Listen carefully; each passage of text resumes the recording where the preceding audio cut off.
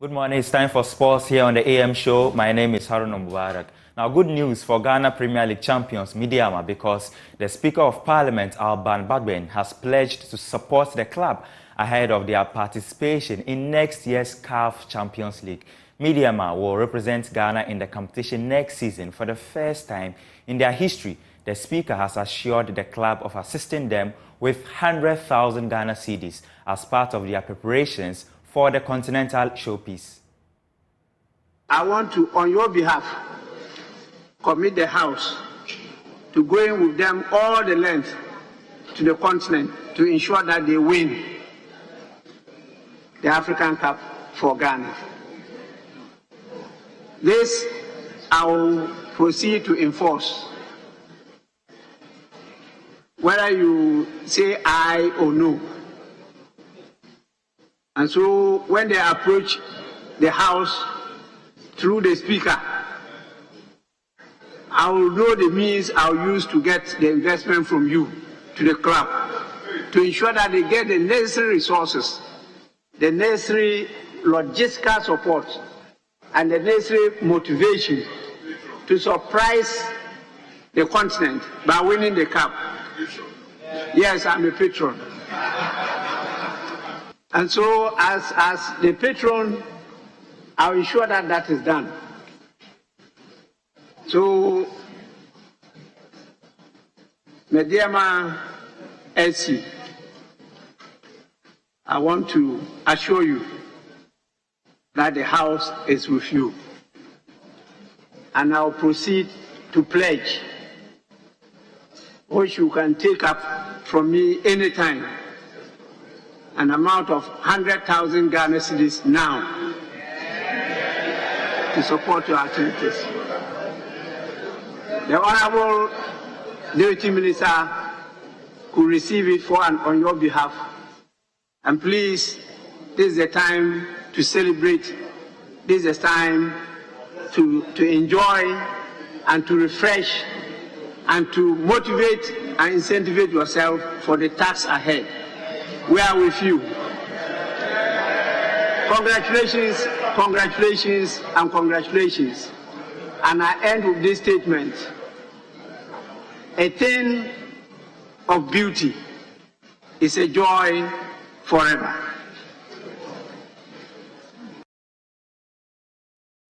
Meanwhile, some members of parliament also called for proper management and investment of football clubs in the country. They also charged government to improve the country's sports facilities. Business, football must always move in tandem.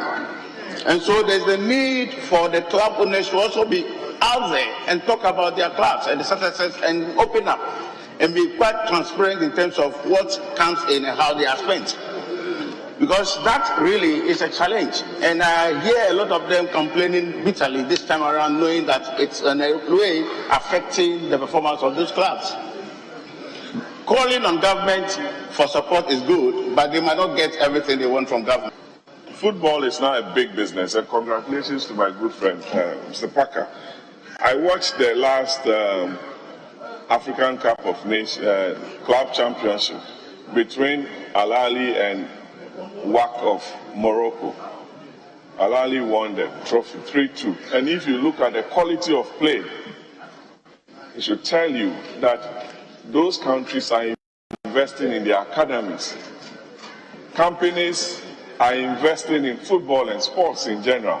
That is why Morocco could get to the semi-final stage of the last World Cup. If you look at the Senegalese team, it should tell you that some old players are putting money into academies. Patrick Vieira and co. They are putting in big money.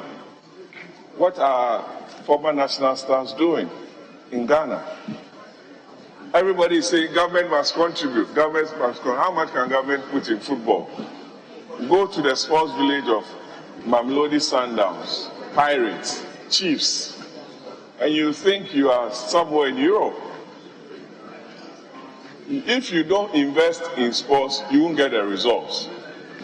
Alhaji Gruza, King Faisal, one man, how much can he support King Faisal with? So we all have to go back to the drawing table and look at how football is financed and our sports is financed to be able to win the trophies that we want this country to win. Else, we'll be wearing our national team shirts, going to the stadium and coming back home with high blood pressure and disappointment. Mr. Speaker, we've all heard about the woes of Ghana football. And ever so often we hear people saying, people must put in money. Mr. Speaker, how do you put your money? Who on this planet puts your money into a venture when you are told that officiating is problematic? Facilities are problematic. The training regime is not fit for purpose. And there's no clear route as to whether, even if you invest 10 cedis, whether you even get your 10 cedi back. So, Mr. Speaker, until we have a system where Ghana football gets these issues resolved, it is going to be difficult. It's not as if Ghanaians don't have the ability to invest in football. That is why I take the opportunity to congratulate those who have risked to invest in this venture, especially those who have invested in Mediama, as a result of which this glory is coming. But, Mr. Speaker, I would encourage GFA to look at this. It is common, it may be wrong, it is common knowledge that the quality of the infrastructure in many of the places is not fit for purpose. For instance, if you were to have a football club and the players are as good as anything, you need to be able to conduct or organize your football matches in such a way that people who are actually going to the stadium to watch the match are safe. And then two, you'll be able to get your gate fees. But we don't have enough stadia in this country that can have that organized properly. So infrastructure is a good thing we should look at. Away from club issues, now last night the Black Meteors arrived in Morocco for the 2023 Under-23 Africa Cup of Nations. They were initially based in Egypt, where they featured in 2 friendlies ahead of the tournament.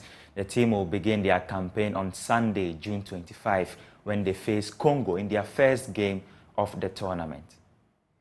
Now to some transfer news. Manchester City captain Ilkay Gundogan, he will join Barcelona in the summer, and City, they have reacted well by signing Mateo Kovacic from Chelsea as his replacement. That's how we wrap up sports here on the AM show. My name is Haruna Mubarak.